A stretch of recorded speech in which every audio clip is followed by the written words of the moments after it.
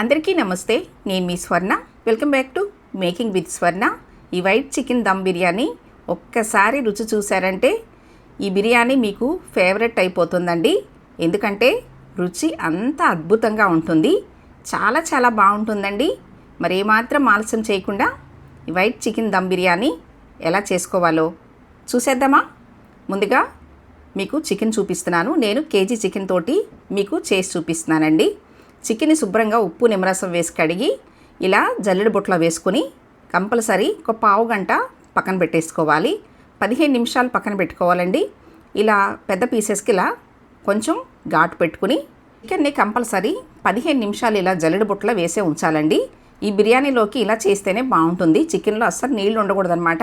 Next మీకు rice చూపిస్తున్నాను. బిర్యానీకి మంచి క్వాలిటీ ఉన్న రైస్ తీసుకుంటేనే మనకి బిర్యానీ పొడి పొడిలాడుతూ బాగా వస్తుందండి. ఇప్పుడు ఈ రైస్ని 2-3 సార్లు కడగాలి.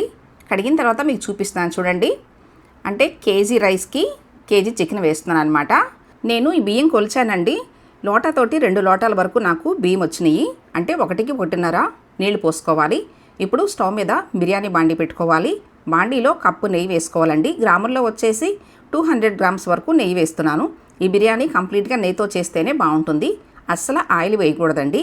ఇప్పుడు నెయ్యి కరిగిన తర్వాత స్పైసెస్ వేసుకోవాలి. అనాస పువ్వులు, అలాగే యాలకులు, జాపత్రి, మిరియాలు కంపల్సరీ వేసుకోవాలండి. ఒక జాజికాయ, అలాగే లవంగాలు, చెక్క, తర్వాత 2-3 బిర్యానీ ఆకులు వేసుకోవాలి. హోల్ స్పైసెస్ అన్నీ కూడా వేసుకోవాలండి. నేను మరాఠీ మొగ్గ అయితే వేయట్లేదు, మీ దగ్గర ఉంటే వేసుకోవచ్చు.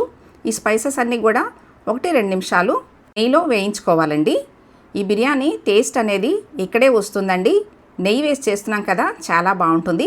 ఇప్పుడు వేగిన తర్వాత ఒక చిన్న స్పూన్ తోటి సాజీరా వేసుకోవాలి. అంటే సాజీరా ముందే వేసేయకూడదు, ఇవి కాస్త వేగిన తర్వాత వేసుకోవాలి. ఇప్పుడు ఇందులో కట్ చేసుకున్న 2 ఉల్లిపాయలు ఇలా పొడవుగా కట్ చేసుకుని వేసుకోండి.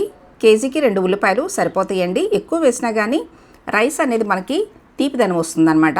అందుకనే కేజీకి 2 ఉల్లిపాయలు కరెక్ట్గా సరిపోతాయి. చూడండి, ఉల్లిపాయలు పింక్ షేడ్లోకి వచ్చిన తర్వాత ఇప్పుడు 3 పచ్చిమిర్చి వేసుకోవాలి. అంటే నేను ఇందులో పచ్చిమిర్చి పేస్ట్ వేస్తానండి, అందుకని 3 పచ్చిమిర్చే వేస్తున్నాను. ఇలా ఘాట్లు పెట్టుకుని వేసుకోండి.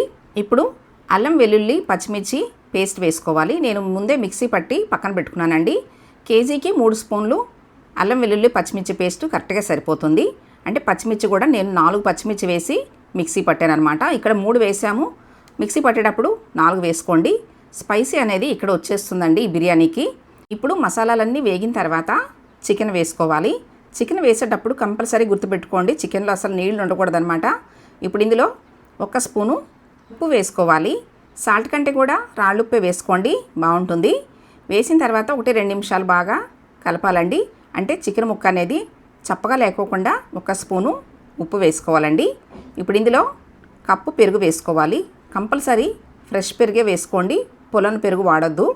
వేసిన తర్వాత ఇప్పుడు అంతా కలిసేలాగా కలుపుకోవాలి. చూడండి, స్టవ్ మీడియంలో పెట్టుకుని కలుపుకోండి, లేదంటే అడుగు పట్టే ఛాన్స్ ఉంటుంది. అంటే మనం ఆయిల్ వేయలేదు కదా, కంప్లీట్గా నెయ్యితోనే చేస్తున్నాము. ఇప్పుడు కొంచెం సన్నగా తరిగిన పుదీనా, అలాగే సన్నగా తరిగిన కొత్తిమీర వేసుకోవాలి. మనం రెగ్యులర్గా చేసే బిర్యానీలో కాస్త ఎక్కువ వేస్తాం కదండి, అలా ఇందులో వేయకూడదనమాట. కొంచెం కొంచెమే వేసుకోవాలి కొత్తిమీర, పుదీనా. చూడండి, వేసిన తర్వాత అన్నీ కలిసేలాగా బాగా కలిపి ఇప్పుడు మూత పెట్టేసేసి ఒక 15 నిమిషాలు మీడియంలో చికెన్ని ఉడికించాలండి. మీకు 15 నిమిషాల తర్వాత చికెన్ చూపిస్తాను చూడండి.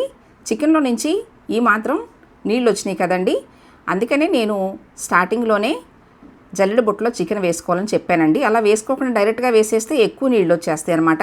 ఇప్పుడు వేడి నీళ్లు పోసుకోవాలి. మీరు ఏ గ్లాస్తో తీసుకున్నా అదే గ్లాస్ తోటి 1.5 వేడి నీళ్లు పోసుకోండి. ఇప్పుడు ఇందులో మీ టేస్ట్కి తగ్గట్టుగా ఉప్పు వేసుకోండి. అంటే చికెన్లో కూడా 1 స్పూన్ వేసాం కదా, ఇక్కడ చూసుకొని వేసుకోవాలన్నమాట. ఇప్పుడు నీళ్లు ఒక 5 నిమిషాలు మరిగించాలండి. వేడి నీళ్ళు పోసాం కాబట్టి త్వరగానే మరిగిపోతాయి నీళ్లు. చూడండి, ఇలా మరుగుతున్న నీళ్ళల్లో కప్పు ఫ్రెష్ క్రీమ్ వేసుకోవాలి. కంపల్సరీ క్రీమ్ వేస్తేనే ఈ బిర్యానీ టేస్ట్ బాగుంటుందండి. క్రీమ్ లేకపోతే ఈ బిర్యానీ చేయటం మానేసేయండి, బాగోదు అసలు. చూడండి, ఈ విధంగా క్రీమ్ వేసిన తర్వాత ఇప్పుడు అంతా ఒకసారి బాగా కలపాలి. వేసిన వెంటనే ఇలా కలపాలండి. కొంచెం స్లోగా కలుపుకోవాలి. కలిపిన తర్వాత ఇప్పుడు నానబెట్టుకున్న రైస్ వేసుకోవాలి. చాలా బాగుంటుందండి, సింపుల్గా చేసేసుకోవచ్చు. ఈవెన్ కొత్తగా వంట చేసే వాళ్ళు కూడా ఈ బిర్యానీ ట్రై చేయండి, చాలా బాగా వస్తుంది. రైస్ వేసిన తర్వాత ఇప్పుడు రైస్ విరిగిపోకుండా స్లోగా కలుపుకోవాలి. చూడండి ఈ విధంగా అంతా కలుపుకున్న తర్వాత ఇప్పుడు వెంటనే మూత వేయకూడదండి.